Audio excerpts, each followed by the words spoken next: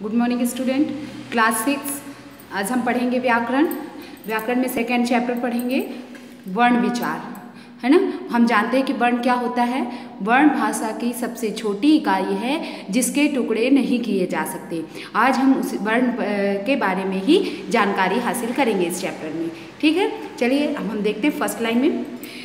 किसी भी भाषा को सीखने के लिए हमें सबसे पहले उस भाषा की मूल ध्वनि समूह को सीखना पड़ता है ना। सीखना पड़ता है ना। आपको अगर किसी भाषा को सीखना है तो आप सबसे पहले उसके मूल ध्वनि को सीखते हैं। जैसे आप हिंदी पढ़ने जाते हैं तो का से ज्ञा तक व्यंजन स्वर का आपको पहले ज्ञान कराया जाता है और तभी आपसे हिंदी आती है। उसी तरह जब आप इंग्लिश पढ़ते हैं तो पहले A to Z आपको पढ़ाया जाता है, तभी आप इंग्लिश के बारे में जानकारी हासिल कर पाते हैं। इसलिए ध्वनि समूह को सीखना सबसे आवश्यक होता है। अगर आपसे का से ज्ञान नहीं आता, व्यंजन स्वर व्यंजन अगर आपको नहीं आते तो आप जो है हिंदी कैसे लिखते, कैसे पढ़ते और कैसे समझते, है ना। तो उसी तरह सबसे पहले किसी भी भाषा को सीखने के लिए हमें सबसे पहले उस भाषा की मूल ध्वनि समूह को सीखना पड़ता है। मूल ध्वनि समूह को आमतौर पर अक्षर कहते हैं। मूल ध्वनि समूह को हम आमतौर पर क्या कहते हैं? अक्षर कहते हैं। आमतौर मतलब जनरली हम लोग क्या बोलते हैं? अक्षर कहते हैं। किसी भाषा के अक्षरों को सीखे बिना उस भाषा का ज्ञान प्राप्त नहीं किया जा सकता। ये तो आप भी जानते हैं। अगर अक्षरों का ज्ञान नहीं है तो आप उस भाषा का ज्ञान प्राप्त नहीं कर सकते। भाषा के ये ध्वनि समूह ही वर्ण या अक्षर कहलाते हैं। इन्हें हम वर्ण भी कहते हैं और इन्हीं को हम अक्षर भी कहते हैं। इस प्रकार भाषा की छोटी से छोटी ध्वनि जिसके और खंड ना हो सके वर्ण कहलाती हैं, ठीक है। ये अंडरलाइन कर लीजिए और आप इसे अपनी नोटबुक में लिख लीजिएगा। ये परिभाषा है। प्रश्न आप लिखेंगे पहले, सबसे पहले आप प्रश्न लिखेंगे कि भाषा वर्ण किसे कहते हैं, फिर आप आंसर लिखेंगे भाषा की छोटी से छोटी ध्वनि जिसके और खंड ना हो सके वर्ण कहलाती हैं, ठीक है। जैसे आगे देखिए, गणेश और गीता शब्द कई ध्वनियों से के मेल से बने हैं, है ना। गणेश गा धन आ धन ड़ा धन ए धन शा धन आ, है ना। जब मतलब कि ये स्वर और व्यंजन और स्वर जब मिले तब जा कर के गणेश बना, गा बना और स्वर रहित गा, फिर आ, फिर स्वर रहित ड़ा, फिर ए, फिर स्वर रहित शा, फिर मिल करके गणेश बना। इसी तरह जब ये क्या कहलाए? आपके वर्ण कहलाए, है ना। वर्णों के मेल से ही शब्द बनते हैं। तो ये ध्वनियाँ जो है वर्ण हैं। इन ध्वनियों के और खंड नहीं किए जा सकते। तो हमने शब्द के खंड कर लिए, लेकिन वर्ण के अब खंड नहीं किए जा सकते। ये वर्ण थे और अब हम इन वर्णों को और छोटा नहीं कर सकते। इसलिए ये वर्ण क्या है? भाषा की सबसे छोटी इकाई है जिसके टुकड़े अब और नहीं किए जा सकते, ठीक। वर्ण समझ में आ गया। चलिए अब हम आगे चलते हैं। वर्णमाला किसे कहते हैं? तो जो ये हमारे वर्ण थे, वर्णों के व्यवस्थित समूह को ही हम वर्णमाला कहते हैं। किसी भाषा के वर्णों के व्यवस्थित समूह को वर्णमाला कहा जाता है। हिंदी वर्णमाला में 11 स्वर होते हैं और 33 व्यंजन होते हैं। कितने स्वर होते हैं? 11 स्वर होते हैं और 33 व्यंजन होते हैं, है ना। 33 व्यंजन होते हैं। तो वर्णमाला में 11 स्वर और 33 व्यंजन होते हैं। जैसे स्वर कितने हुए आपके? आ से लेकर औ तक, और व्यंजन हुए आपके का से लेकर स्रा तक, ठीक। अयोग वाह अंग और आहा। संयुक्त व्यंजन है आपके छ त्र ज्ञ स्र, और अतिरिक्त व्यंजन है आपके ड और ढा। फिर है वर्णों के प्रकार। अब हम पढ़ेंगे वर्णों के प्रकार के बारे में। वर्ण जो है 2 प्रकार के होते हैं, पहला स्वर और दूसरा व्यंजन। स्वर क्या कहलाते हैं? जिन वर्णों का उच्चारण करते समय अन्य वर्ण की सहायता नहीं लेनी पड़ती उन्हें हम स्वर कहते हैं। ये मैंने पहले भी आपको परिभाषा बताई थी, तो आप वही परिभाषा अपनी नोटबुक में लिख लीजिएगा और वही याद करिएगा, ठीक है। नहीं तो बार बार कन्फ्यूजन क्रिएट हो जाती है। जिन वर्णों का उच्चारण करते समय हवा मुंह में बिना रुके बाहर निकलती है तथा उच्चारण करते समय किसी अन्य वर्ण की सहायता नहीं लेनी पड़ती उन्हें स्वर कहते हैं। तो ये अंडरलाइन कर दिया है। आप भी अपनी बुक में अंडरलाइन कर लीजिए और इसे नोटबुक में लिख लीजिएगा, ठीक है।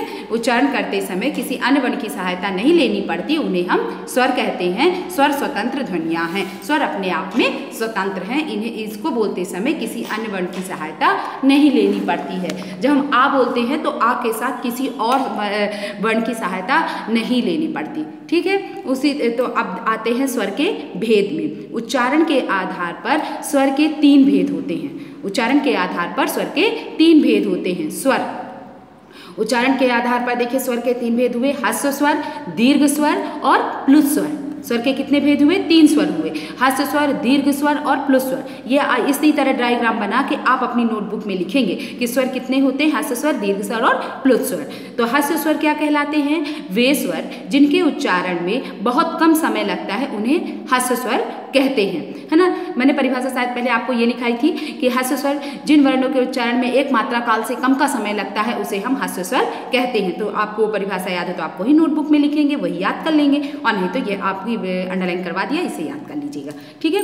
ह्रस्व स्वर 4 होते हैं, आगे आप लिखेंगे ह्रस्व स्वर कितने होते हैं? 4 होते हैं। क्या? आ, छोटा आ, छोटी ई, छोटा ऊ, छोटा ऊ और ऋषि, इन्हें मूल स्वर भी कहते हैं। इन्हें हम क्या कहते हैं? मूल स्वर भी कहते हैं। इतना आप अपनी नोटबुक में लिख लीजिएगा। इसके बाद आता है दीर्घ स्वर।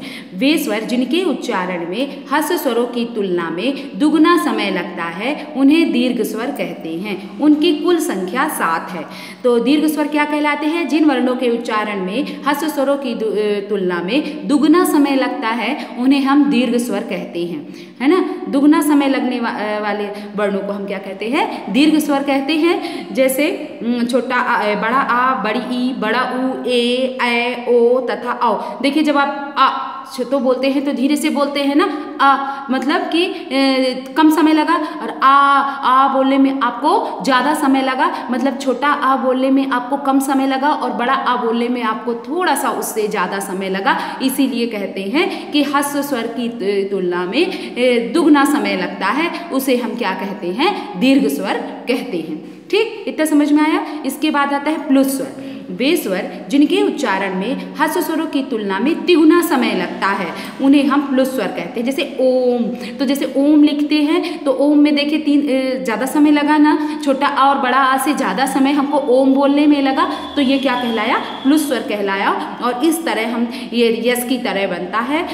और जैसे सुनो ऐसे लिखते हैं ओम, ये हिंदी का 3 बनता है, हिंदी के 3 की तरह हम बना देते हैं, इसे हम प्लुत स्वर कहते हैं। और आजकल जो है हिंदी में इसका प्रयोग नहीं के बराबर होता है, मतलब बहुत कम इसका उपयोग किया जाता है। ठीक है, इसके बाद आता है स्वरों की मात्राएं, है ना। आप स्वर की मात्राएं पढ़ते हैं। जब स्वरों का प्रयोग व्यंजनों के साथ होता है तो वे अपने मूल रूप में प्रयोग नहीं होते, अपितु उन्हें कुछ निर्धारित चिन्हों द्वारा लिखा जाता है। इन चिन्हों को हम मात्रा कहते हैं। ठीक है, अंडरलाइन कर लीजिए। इन चिन्हों को ही हम क्या कहते हैं? मात्रा कहते हैं। आ स्वर की कोई मात्रा नहीं होती, यह सदैव मूल रूप में ही प्रयोग होता है। इसके अतिरिक्त आ ध्वनि प्रत्येक व्यंजन में शामिल होती है ना। जैसे छोटा आ के छोटा की मात्रा कुछ नहीं होती, लेकिन प्रत्येक व्यंजन में जो है ये आ ध्वनि जो है समाहित रहती है, मतलब उसमें जुड़ी हुई रहती है। जैसे स्वर रहित का, हम स्वर रहित का धीरे से भी बोलते हैं लेकिन फिर भी हमारे मुंह से आ निकलता ही निकलता है, तो ये आ जो है उसके साथ रहता है। सिर्फ हम लिख सकते हैं, मुंह से बोल नहीं सकते कि स्वर रहित हम बोल लें, है ना। ईश्वर रहित हम का नहीं बोल सकते, उसके साथ आ तो निकलेगा ही निकलेगा। इसीलिए व्यंजन को कहा जाता है कि जिन वर्णों का उच्चारण करते समय अन्य वर्ण की सहायता लेनी पड़ती है उसे हम व्यंजन कहते हैं, है ना। तो ये स्वर और व्यंजन की परिभाषा क्लियर हो गई आपके दिमाग में। तो ये स्वर रहित का प्लस आ मिलकर के का बना। इसी तरह बड़ा की मात्रा, इसी तरह छोटी की मात्रा, बड़ी की मात्रा, छोटा ऊ की, बड़ा ऊ की, ऋषि की, ए की, ऐ की, ओ की और औ की, और इस तरह मात्रा युक्त शब्द बन जाते हैं। ठीक है, इसके बाद आता है व्यंजन। हिंदी में जिन ध्वनियों के उच्चारण में स्वरों की सहायता ली जाती है उन्हें हम व्यंजन कहते हैं।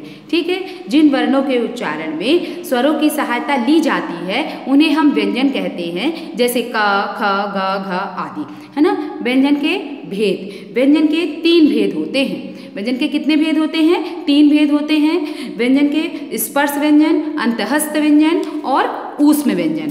देखिए आपकी बुक में दिया हुआ है व्यंजन, इसी तरह आप डायग्राम अपनी नोटबुक में बनाएंगे और फिर समझाएंगे, एक्सप्लेन करेंगे इसी तरह। स्पर्श व्यंजन, अंतःस्थ व्यंजन और ऊष्म व्यंजन। तो व्यंजन के कितने भेद हुए? 3 भेद हुए, स्पर्श व्यंजन, अंतःस्थ व्यंजन और ऊष्म व्यंजन। ठीक, तो आज हमने क्या क्या जाना? आज हमने जाना कि वर्ण किसे कहते हैं, वर्ण की और तो हमने जाना कि वर्ण जो है भाषा की सबसे छोटी इकाई है जिसके टुकड़े और नहीं किए जा सकते। तो और वर्ण के हमने ये जाना कि वर्ण के जो है कितने प्रकार होते हैं, है ना। वर्ण के दो प्रकार होते हैं, स्वर और व्यंजन। स्वर और व्यंजन दो प्रकार हुए, तो हमने स्वर के प्रकार पढ़ लिए। स्वर किसे कहते हैं? जिन वर्णों का उच्चारण करते समय एक मात्रा काल का से कम का समय लगता है, उसे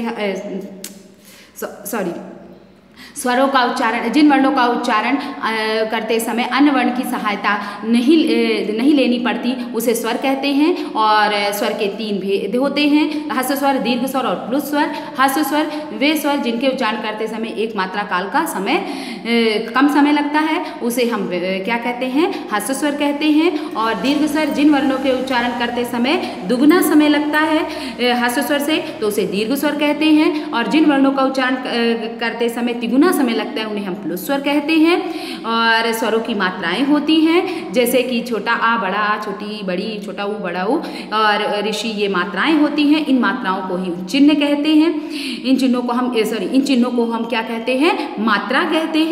और इसके बाद फिर हमने जाना कि व्यंजन किसे कहते हैं। व्यंजन में हमने ये जाना कि जिन वर्णों का उच्चारण करते समय अन्य वर्ण की सहायता लेनी पड़ती है, उसे हम व्यंजन कहते हैं। का से ज्ञात तक के अक्षर क्या कहलाते हैं? व्यंजन कहलाते हैं।